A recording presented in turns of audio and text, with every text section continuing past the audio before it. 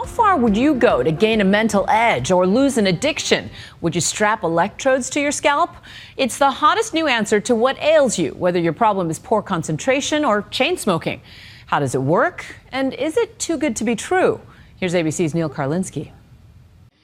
It's about 3:30 and this will be my third cigarette of the day. Jessie Stevens is a smoker looking for a way out. This will be my fourth cigarette of the day. How bad does she want to quit? You might be surprised. The 24-year-old is at the University of New Mexico, where she is willingly going through a low-grade form of shock therapy, a combination of meditation and what's called brain stimulation, powered by a simple 9-volt battery. We've got you all set up here, so we'll just jump right into the meditation, if that's okay with you? Sure. And in California, I'm putting saline solution on the sponges. J.D. Leadham has given up his morning jolt of coffee for something a bit stronger.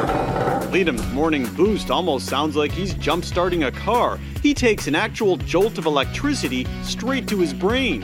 This simple device, strategically placed on J.D.'s skull, could it be a real-life thinking cap?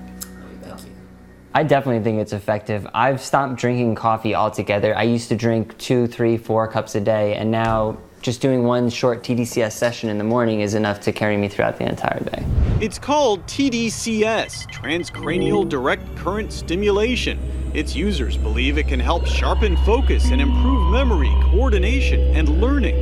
Even though this form of brain stimulation is totally unregulated, YouTube is filled with people I instantly feel very good, very calm. posting their own DIY videos, There's definitely current going through my skull. claiming it's a virtual miracle treatment that can make people smarter and more focused, reduce anxiety, and ease pain. Among them, video gamers, I do feel pretty focused. who believe their skills have improved by hooking themselves up to tDCS kits. JD first heard about tDCS in college and says he used it as a supercharged learning aid. I went in to take the test. I thought I was going to fail, but it turned out that I got an A, and I could actually remember looking at the questions on the test and remembering concepts down to the very paragraph that they were located in the book. Scientists in controlled clinical studies around the world have been researching tDCS's impact on the human brain for years. The military even wants in on it, funding some of the cutting-edge research now being done at the University of New Mexico's Clinical Neuroscience Center to figure out if brain stimulation can make soldiers sharper. We're going to do this for 30 minutes, basically running a weak current through 2 moistened sponge electrodes. In this experiment, student volunteers run through a series of threat assessments on a computer monitor, similar to what soldiers train with, to see if they perform better with their brains hooked up to 9-volt batteries. It feels like when your leg goes numb, not that bad at all though. Oh, now I can feel it. Now I can feel it. Is this freaking you out, or are you okay? I'm fine. It's interesting though. Yeah. Just a little electrical stuff can make you feel that way. Unlike traditional shock therapy, in which a patient is put under general anesthesia and a seizure is intentionally triggered, tDCS is very low power and, for many, hardly noticeable. Are you feeling smarter? No, not so far. Are you feeling less smart? No, if anything, slightly uncomfortable, but nothing major. Dr. Vincent Clark Place this over that area. is heading up the research here at what's become ground zero for some of the most comprehensive studies into tDCS. We can double learning rate in people. Let me hold you there. You really believe you are doubling learning rate? We have a number of studies. We've replicated a number of times. And each time we're able to at least double learning rate in people. It's so interesting, in describing this, you almost make it sound like a performance-enhancing drug. It can be used to enhance performance. So, like a pharmaceutical, it influences brain function in a way that might produce benefits. I came up with this design right here. Which brings us back to J.D. Leadham. At 25, he founded The Brain Stimulator, a business he started in his mom's garage. I put the first device that I ever built up on eBay, and it sold overnight, and the next one I put up sold within an hour. So I figured I might be onto something. Come on, let me show you how everything's done. Today, he's expanded into a factory. This is a row where everything gets wired up and quality control tested. He claims he ships between 25 and 50 devices a day for $90 a pop. Demand is so high, he needs help from his mom, uncle, even his grandmother. Alaska, Texas, New York, 2 in New York, Brazil. That's despite the fact that his website comes complete with the warning, the brain stimulator is not a medical device.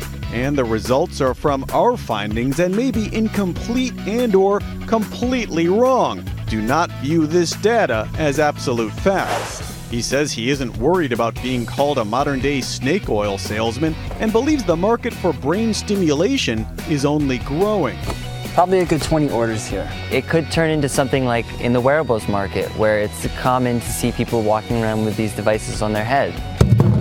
Or it could stay as more of something that people like to do in their house or in private. But could he be playing with fire? These devices have been shown to be safe when they're done in controlled trials, but no one's studied home devices to know, is it safe to give someone a unit and let them use it at home? That's very different. We asked ABC's Dr. Richard Besser, can't all this home brain stimulation be dangerous? The studies that have looked at this haven't found any harms. It's a safe thing to do. What we don't really know is short-term, long-term, does it really work? Following her session, Jessie, so desperate to quit smoking, says she feels a bit better and craves cigarettes less. It's the day after my treatment, and I have still yet to have a cigarette.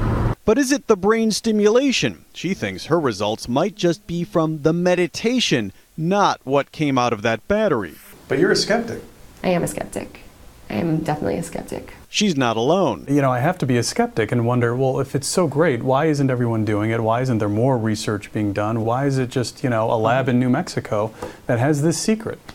I think part of it is it's so new that nobody has heard of it yet. A lot of the big studies that need to be done, safety studies and large clinical trials, haven't been done yet because they're very expensive. Dr. Clark says buying a homemade kit might be risky because no one yet knows if there could be long-term effects. And while he is a believer when it comes to easing pain and helping with learning, even he is cautious. Do you stimulate your brain?